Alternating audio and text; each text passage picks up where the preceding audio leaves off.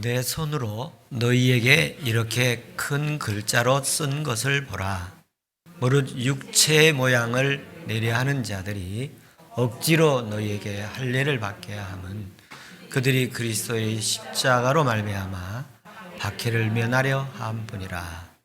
할례를 받는 그리스도라도 스스로 율법을 지키지 아니하고 너희에게 할례를 받게 하려 하는 것은 그들이 너희의 육체로 자랑하려 함이라.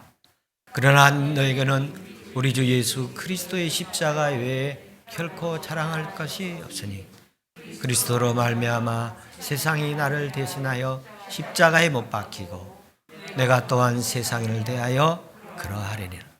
할례나 무할례가 아무것도 아니로되 오직 새로 지으심을 받은 것만이 중요하니라. 무릇 규례를 행하는 자에게와 하나님 이스라엘에게 평강과 긍휼이 있을지어다. 이후로는 누구든지 나를 그립게 하지 말라. 내가 내 몸에 예수의 흔적을 가지고 있노라. 형제들아, 우리 주 예수 그리스도의 은혜가 너희 심령에 있을지어다. 아멘. 아멘. 오늘도 이 시간 예수 그리스도의 은혜가 오늘 예배자들에게 충만하게 임하기를 축원합니다. 지금은 사순절 기간입니다. 이 사순절 기간에 우리 집사님께서도 기도했습니다만 2월 24일 러시아가 우크라이나를 침공했습니다. 전쟁으로 많은 사람이 죽고 도시가 파괴되고 난민들이 발생하는 것을 저와 여러분이 다 뉴스를 통해서 알고 있으리라고 생각합니다. 러시아의 군사력이 우크라이나보다 10배 정도 강하다고 그럽니다. 이 전쟁으로 인해서 약 한 좀 지난 통계입니다만 360여만 명의 난민이 이렇게 어린아이와 여성들이 발생을 하고 있다고 합니다. 과거에 우리나라도 6.25 전쟁을 치를 때에 약 300만 명의 사망자와 실종자가 생겼습니다. 이런 전쟁의 상처가 치유되려면 수백 년이 지나야 된다고 합니다. 1910년 일본이 우리나라를 강제 점령했습니다. 그리고 1945년에 해방이 됐습니다. 그런데 우리 국민들의 마음에 아직 일본의 식민 강압 정책들 그리고 그들의 착취와 억압들을 제가 경험하지 못했지만 제 가슴에도 지금도 흐르고 있음을 느낍니다. 이러한 마음들이 전 세계의 모든 사람들이 안타깝기 때문에 그 우크라이나 국민들을 지지하고 응원하고 있는 것으로 보여집니다. 제가 자세히 그 부분에 대해서는 모릅니다만 이렇게 제가 그냥 아는 그 모습들을 이렇게 온라인을 통해서 보면 그 우크라이나 가족들이 일반 시민들이 어린아이와 아내는 안전한 난민으로 보내고 자신은 전쟁터로 나가서 죽기도 하고 대학 교수가 총을 매기도 하고 우리나라 서울 시립 교향악단의 연주자가 귀국해서 거기에 총을 들고 전쟁을 하기도 하고 그리고 전 세계에 있는 우크라이나인들이 자기 조국 땅으로 가서 나라와 가족을 지키겠다고 하는 모습을 보는데 예전과 전혀 다른 일단 지금까지 제가 들은 상식으로는 이스라엘은 전쟁이 일어나면 자기 나라로 간다 그런 얘기를 들었습니다만 이번에 전쟁을 보면 과거에 우리나라가 유엔군이 여러 나라들이 16객 아들 이렇게 참전해서 전쟁을 치러줘 우리나라를 참 구해줬던 그런 일이 있었는데, 이번에는 참전들은 못하고 전 세계 젊은이들이 참전을 하기 위해서 약 2만 명이 갔다고 그러지 않습니까? 그리고 전 세계 북한과 5나라를 제외하고는 전부 우크라이나를 응원하는, 그래서 뭐 여러 가지 모습을 이렇게 보내는 것을 보았습니다. 그래서 우크라이나 국민들이 이렇게 하나로 뭉치고 나라를 지켜내는 모습을 보면서 저와 여러분의 삶의 여정 속에 여러분의 가정이 저의 가정이, 사랑하는 우리 성도들의 가정이, 이 땅의 가정들이 그리스도와 하나로 뭉치는 은혜가 있기를 바랍니다. 그들이 나라를 사랑하고 가족을 지키기 위해서 힘쓰고 애쓰는 것처럼, 또한 우리 가족들을 지키고 세우기 위해서 힘쓰고 애쓰는 은혜가 있기를 바라고, 그리스도인들이 하나님의 나라를 세우기 위해서 우크라이나 국민들처럼 이렇게 힘쓴다면 이 땅에 하나님의 나라는 아름답게 세워갈 줄로 믿습니다. 우리가 함께 기도했습니다만 우크라이나를 위해서 함께 기도하는 우리 민족이 되기를 바라고, 또 러시아 푸틴 대통령이 그 마음에, 바로의 마음을 하나님이 강팍하게도 하고 또 놓아주게도 했던 것처럼 하나님이 그 마음을 주장해서 전쟁이 멈추어되게 하는 은혜가 있기를 축복합니다.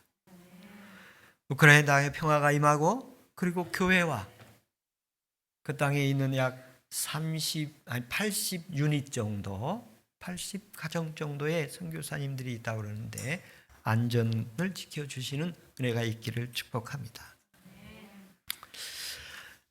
하나님께서 영동교회 2022년 사심절 기간 동안에 말씀들을 준비하는데 제게 주시는 감동은 십자가를 전해라였어요. 그래서 십자가 시리즈를 계속해 가고 있습니다. 사순절 첫 번째 주일에 너를 낮추시며 라는 것인데, 빌립보서 2장 8절에 보면 사람의 모양으로 자기를 낮추사 죽기까지 복종하셨으니 곧 십자가에 죽으심이라. 그러면서 신명기 8장 2장 2절 3절 16절에 너를 낮추시며 라고 3번 말씀하시는데, 그 낮추는 자리가 뭐냐면 예수님이 십자가에 짐은 낮추어지는 모습입니다. 예수님을 십자가의 죽임이 되게 하고 곧 낮추신 모습이었어요. 근데 그 가운데서 네가 낮추어질 때 하나님 말씀을 따르는가 보고 싶다.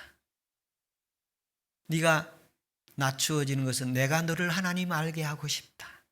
이렇게 낮추는 것은 하나님 너 복 주려고 그런다. 이런 말씀을 하셨어요. 두 번째 사순절 두 번째 주일은 십자가의 원수를 말씀했습니다. 빌립보서 3장 18절에 보면 눈물로 얘기하는데, 어떤 사람들이 십자가의 원수로 행하고 있다. 그들의 마지막은 멸망이요, 그들의 신은 배요, 그들은 부끄러움으로 영광이 될 것이고 그들은 땅의 일만 생각하게 될 것이다. 저와 여러분이 십자가의 친구 되고 십자가의 은혜로 살고 십자가가 자랑스럽고 십자가가 기쁨의 길을 축복합니다. 십자가가 미련하게 보이거나 어리석게 보이거나 십자가가 무거워서 피하거나 도망가거나 십자가 모른 척 하지 말고 억지로라도 집시다. 십자가는 영광될 줄로 믿습니다. 십자가 무한 영광일세. 이렇게 하면 은혜 되기를 축복합니다. 그래서 우리 예배 찬송에 보면 모두 십자가 찬송으로 가득 찼습니다. 기분 안 좋은 사람이 없기를 바랍니다. 너무 십자가 많이 나와서 좀 사실 부담스러웠어요. 왜 그러냐면 십자가가 예수님이 죽는 곳이잖아요. 그런데 사람들이 그 십자가 좋아가지고 목걸이도 요즘에 하고 다니고 귀걸이도 하고 다니고 십자가 벽에도 걸어놓고 그 십자가가 그 부담스러운 죽음의 십자가가 아니라 부활의 십자가, 그 십자가에서 예수님 부활하셨다는 이런 십자가가 돼서 자랑스러운 십자가가 됐습니다. 그리고 셋째 주일에는 십자가의 능력이란 말씀을 나누었습니다. 어떤 사람들에게는 십자가가 미련하고 어리석게 보이지만 구원을 얻는 우리에게는 하나님의 능력이라고 그랬습니다. 십자가가 제게 은혜를 주시고 능력이 되어 주셔서 보이지 않던 예수님 보이게 하시고 들리지도 않던 하나님 말씀 들리게 하시고 아무리 만나고 싶어도 만날 수 없었던 예수님 십자가에서 만나게 해주셨습니다. 그래서 제가 다시 볼 수 있었고 하나님을 다시 만날 수 있었고 하나님의 말씀을 다시 전할 수 있었습니다. 이 십자가의 능력이 우리 가운데 있기를 축복합니다. 저는 한 주간 지내면서 십자가가 이렇게 능력이 있는데 그 능력 다 믿지 못하고 세상 의지하고 사람 의지하고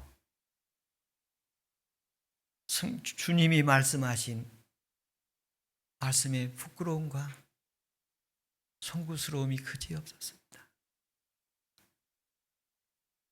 오늘 그래서 사순절 네 번째 주일에는 오늘 본문 말씀 갈라디아서 6장 14절에 그러나 내게는 우리 주 예수 그리스도의 십자가 외에 결코 자랑할 것이 없으니 그리스도로 말미암아 세상이 나를 대하여 십자가에 못 박히고 내가 또한 세상에 대하여 그러하노라. 십자가 외에 결코 자랑할 것이 없다는 이 말씀 중에서 십자가 자랑, 십자가만 자랑 이렇게 설교 제목을 했습니다. 저와 여러분의 삶의 여정 속에 십자가만 자랑되는 은혜가 있기를 축복합니다. 오늘 본문 말씀에 이렇게 말씀하면서 하지 말라는 게 있는데요. 13절에 보면 후반부 마지막 부분에 그들이 너희의 육체로 자랑하려 함이라. 사람은 육체로 자랑하려고 합니다. 그런데 그거 하지 말라고 그럽니다. 바리새인들이 육체로 자랑하는 모습에 대해서 예수님께서 많이 책망을 하셨어요. 제가 바리새인들이 어떤 사람들인가 찾아보니까 이 바리새인들은 처음에 성경으로 돌아가자라고 운동을 한 사람들이에요. 마카비 시대라는데 BC 135년경, 그러니까 예수님 오시기 한 135년 전에 이스라엘의 영적 암흑기잖아요. 말라기에서부터 신약 시대 성경 시작되는 데가 약 400여 년간 되는데 그 중간쯤이에요. 그러니까 굉장히 영적으로 암흑 시대예요. 그때 이 바리새파 사람들이 성경으로 돌아가자. 그리고 그들이 금식 기도 운동을 합니다. 그리고 안식일을 온전히 지키자. 11조를 온전히 드리자. 하나님만 바라보고 살자. 이 운동을 열심히 펼칩니다. 그래서 그 사람들이 하나님의 기쁨이 돼요. 그런데 예수님 오실 때쯤 되니까 한 100여 년 이후 그 운동들이 지나가니까 한 200년, 100여 년 정말 수치는 정확하게 시대에 따라 다를 수가 있습니다만 예수님이 공생의 사역에 하실 때 그들에 대해서 말씀하시기를 바리새인들의 선한 행동에 대해서는 본받으나 그들은 외식하는 자들이다. 그들의 마음은 무덤과 같다. 그렇게 말씀을 하십니다. 그들의 신앙 실천이 참 좋았는데 나중에 겉과 속이 다른 변질이 생긴 거예요. 그래서 하나님이 그들을 보시고 예수님께서 바리새인들을 해칠한 무덤과 같다고 표현을 하십니다. 그런데 이 바리새인들이 세리가 저 뒤에서 고개도 들지 못하고 울면서 기도하고 있으니까 하나님, 나는 저 세리와 같지 않습니다. 나는 11조를 드리고 주의를 지키고 자기의 신앙의 행위의 모습을 표현을 합니다. 그때 하신 주님의 말씀이십니다. 또 바울이 육체의 자랑에 대해서 말씀하고 계십니다. 몇 곳 있지만 한 곳을 소개하면 빌립보서 3장 3절에서 6절에 보면 하나님의 성령으로 봉사하며 그리스도 예수로 자랑하고 육체를 신뢰하지 아니하는 우리가 곧 할례파라. 그러나 나도 육체를 신뢰할 만하여 만일 누구든지 다른 이가 육체를 신뢰할 것이 있는 줄로 생각하면 나는 더욱 그러하리니 나는 8일 만에 할례를 받고 이스라엘 족속이요 베냐민 지파요 히브리인 중에 히브리인이요 율법으로는 바리새인이요 열심으로는 교회를 핍박하고 율법의 의로는 흠이 없는 자라. 바울도 육체로 말하면 유대인 중에는 내노라 하는 사람이라 뭐 그런 얘기를 하십니다. 그런 사람인데 그 사람이 하시는 말씀이 이젠 그런 것들은 내가 다 배설물같이 여기고 십자가만 자랑하고 살겠다. 그렇게 고백을 하십니다. 이 시대는 많이 다양해지고 또 개성들이 다 강해지는 시대가 돼 가서 이제 획일적인 말들은 통하지 않은 그런 모습이 많아졌어요. 이제 뭐 각자 개성들이 강하니까. 그러나 이렇게 보편적으로 제 개인의 소견을 얘기한다면 요즘도 좋은 직장이면 자랑을 하는 것 같아요.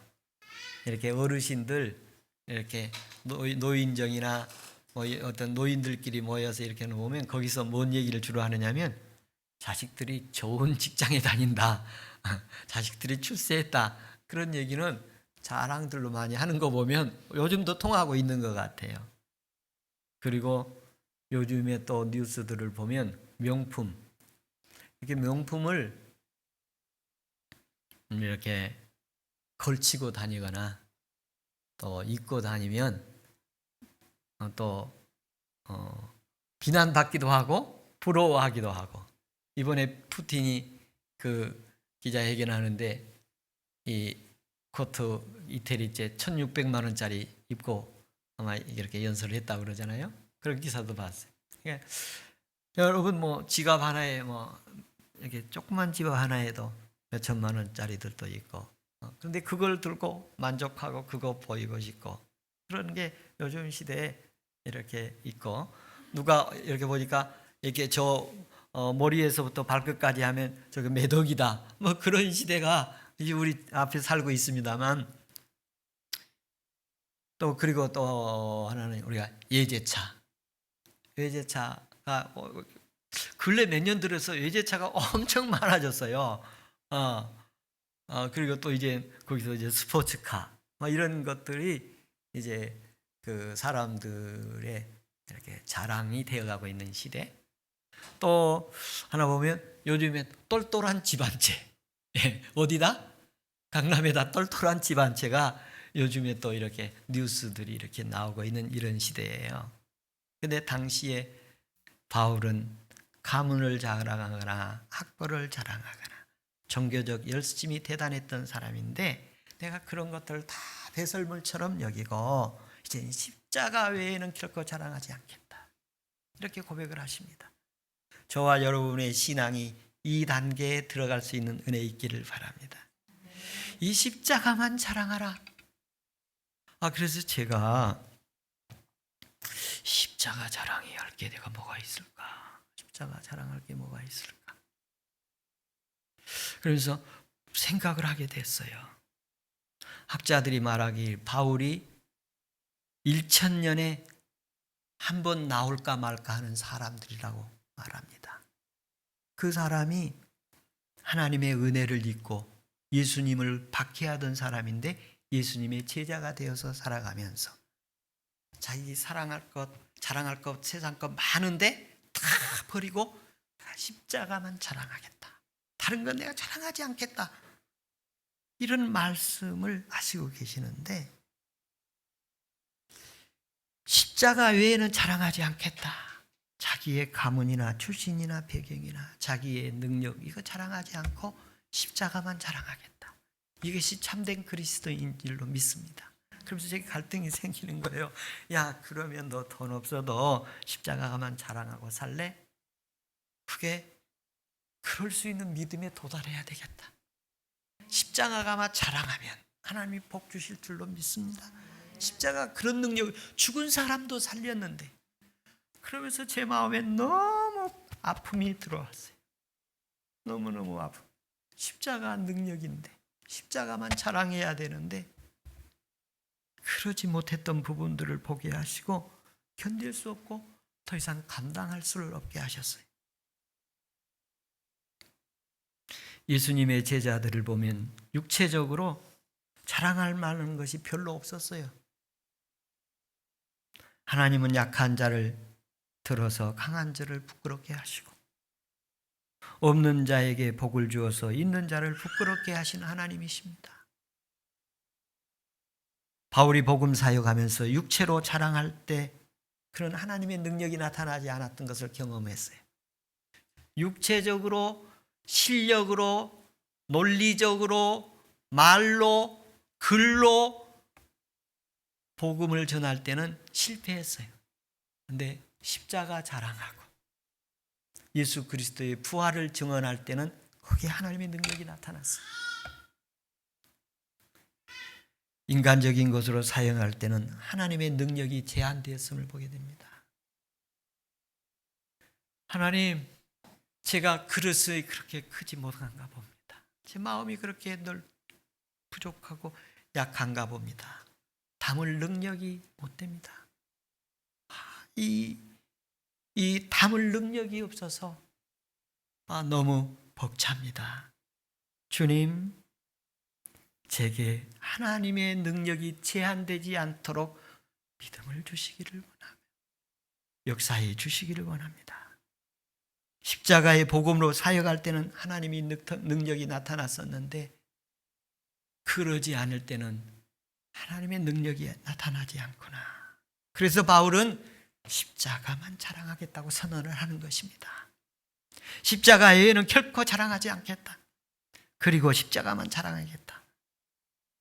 십자가의 능력을 믿으면 복음의 능력이 나타나고 하나님의 능력을 믿으면 너희가 하나님의 영광을 보리라고 하셨는데 세상 것 자랑하지 말고 십자가 자랑하고 육체 자랑하지 말고 십자가 자랑하라고 하신 것이 하나님의 말씀이고 사역을 목숨 걸고 하다가 순교한 사람이 하신 말씀이신데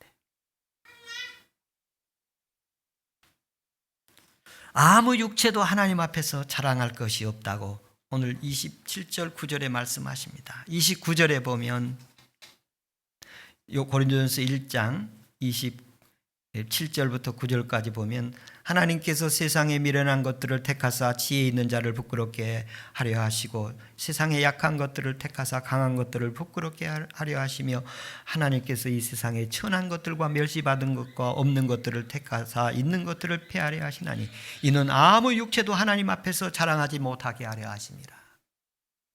아멘이시길 바랍니다. 십자가 자랑하면 하나님의 역사가 일어나고 하나님이 일하실 줄로 믿습니다. 하나님이 나를 통해서 일하게 하시고 나를 통해서 일하신 것 자랑하지 말고 십자가 자랑하는 은혜 있기를 바랍니다. 미련한 자, 세상에 약한 자, 천한 자, 멸시받은 자라 할지라도 십자가 자랑하면 그것의 능력 나타날 줄로 믿습니다. 그러면서 영동교회 십자가가 생각이 났어요. 사실 우리 영동교회 진입로에 보면 십자가가 HP임으로 세워져 있습니다. 근데 저 십자가가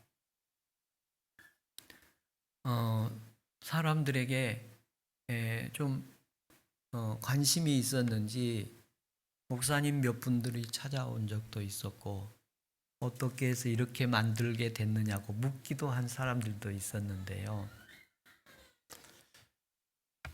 제가 9.11 테러로 뉴욕 맨해튼의 무역센터가 무너졌지 않습니까? 그 무너진 현장의 복구 현장을 방문할 기회가 있었습니다.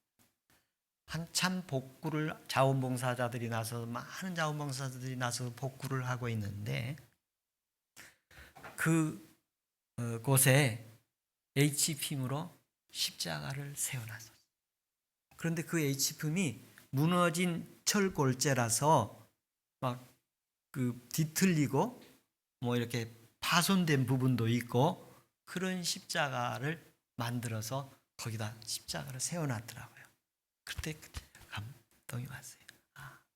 내가 교회를 건축하게 되어진다면 십자가를 저렇게 만들어야겠다. 무너진 그 현장에 다시 복원하는, 다시 세우는 그 현장에 자원봉사자들이 만들어 놓은 저 십자가의 모습이 였으면 좋겠다. 그래서 대한민국에서 교회 십자가 크기로 말하면 몇 번째 안 갈 거라고 생각하는데, 주님, 사람의 모습으로 보는 그 십자가가 아니라 내 마음에 있는 십자가가 소중하고 귀하고 자랑스럽고 큰 십자가 있고 피가 흘러 넘치는 십자가, 예수 그리스도의 피가 흘러 넘치는 내 마음에 있는 십자가가 자랑이 되게 해 주십시오. 오늘 17절에 말씀하시기를 누구든지 나를 괴롭게 하지 말라. 내 몸에 예수의 흔적을 지고 있노라. 이 흔적이라는 말은, 예수의 흔적이라는 말은 바울이 십자가의 복음을 전하다가 고난의 상처가 자신의 몸에 있음을 말합니다.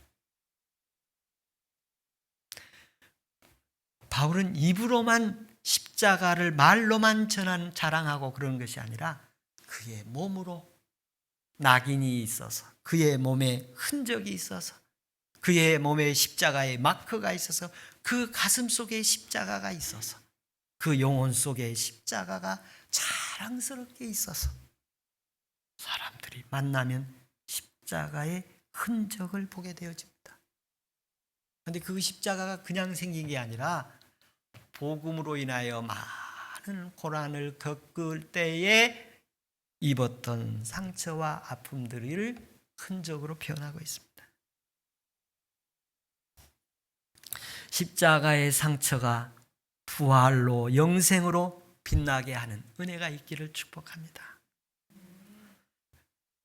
내 속에 있는 예수님의 십자가가 자랑스럽게 기억되는 은혜가 있기를 바랍니다. 십자가들 보시면 내 속에 십자가도 보이기를 바랍니다. 내 속에 있는 예수님 십자가가 보이기를 축복합니다. 베드로는 십자가를 거꾸로 지고 간 사람으로 우리가 알고 있습니다. 코바디스 도미노라는 말을 듣고 나는 도망쳐 나온 로마로 너 대신 들어간다는 말을 듣고 로마로 들어가서 베드로가 죽임을 당하게 되는데, 예수님은 위대한 분이라서 십자가를 바로 졌지만 나 같은 사람은 십자가를 바로 질 만한 인물이 못 되니 머리가 거꾸로 향하도록 해 주십시오. 그래서 베드로는 거꾸로 십자가를 진 사람이 됐습니다. 성경에 구레네 시몬이라는 사람이 있는데 이 사람은 십자가를 억지로 진 사람입니다. 예수님이 십자가 지고 가실 때 골고다 언덕에서 쓰러지고 넘어지고 채찍에 맞아서 쓰러지고 넘어지고 피 흘려 이제 더 이상 지쳐 지고 갈 힘이 없을 때 옆에 로마 군인들도 있었습니다만 구레네 시몬이라는 사람이 구경하다가 얼떨결에 붙잡혀가지고 네가 지고 가라. 그래서 억지로 지고 가게 되어집니다. 그리고 그는 한 번 성경에 소개된 인물일 뿐만 아니라 그의 후손들이, 그의 가정들이 성경에 구레네 시몬의 이름을 계속해서 기록하게 만드는 역사가 있었습니다. 억지로 한 번 졌는데 성경에 그의 자손들까지 기록되도록 한 하나님의 은혜의 사람으로 만드셨습니다. 여러분, 힘들더라도 억지로라도 기도하시고 억지로라도 성경 보시고 억지로라도 복음 전하고 억지로라도 십자가 자랑하고 억지로라도 십자가 붙들면 하나님 은혜 주실 줄로 믿습니다. 십자가 질 때 얼마나 그 고통스러웠겠어요. 막 십자가 처형당하는 그 예수님 대신 자기가 지고 가서 자기가 죄인처럼 되고 얼마나 모욕스러운 순간이에요. 그런데 하나님 그거 보셨어요.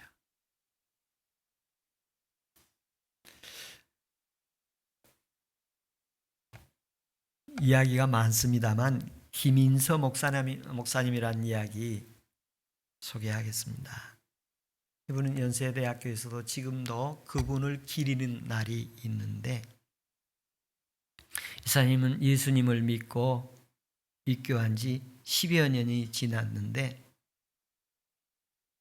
예수님을 믿고 다 교육도 받고 했는데 신앙생활을 잘했어요. 애국운동을 하고 독립운동을 의열사였어요. 근데 붙잡혀서 감옥에 갔어요. 그분은 1894년에 출생해서 1964년에 돌아가셨는데 일본 사람들에 붙잡혀서 감옥에 갔는데, 감옥에 가니까 일반 죄수들이 있고 독립운동을 하다가 붙잡혀온 사람이 있는데, 독립운동으로 오는 사람들의 마음에 뭐가 있느냐면 내가 죄인입니까 아닙니까? 나는 죄인이 아니죠. 나라를 위해서 일한 사람이에요. 그래서 자기가 죄인이라는 사실에 대해서 수용할 수가 없었어요. 자기가 나라 운동을 한 걸 죄인이라고 생각한 사람이 나라 운동을 하겠어요? 하지 않겠죠. 그런데 어느 날 십자가를 바라보게 됩니다. 호련히. 그리고 음성이 들립니다. 그 앞에 나타난 불꽃 같은 십자가를 보게 됩니다. 그리고 예수님 거기서 나에게 제사함을 말씀하십니다. 내가 내 죄를 사했노라. 그때부터 예수님이 내 예수가 되었고, 그때부터 십자가가 내 십자가가 되었고, 그때부터 성경이 내 성경이 되었고, 그때부터 천당이 내 천당이라는 것이 의심이 사라졌습니다. 세상의 성공을 위해 인생을 낭비하지 말라. 예수 그리스도의 십자가만 자랑하는 것이 우리 젊은이들의 목표 되기를 바라고, 우리 성도들의 십자가 자랑만이 삶의 모습이 되고 기쁨이 되고 축복이 되기를 축원합니다. 기도하겠습니다.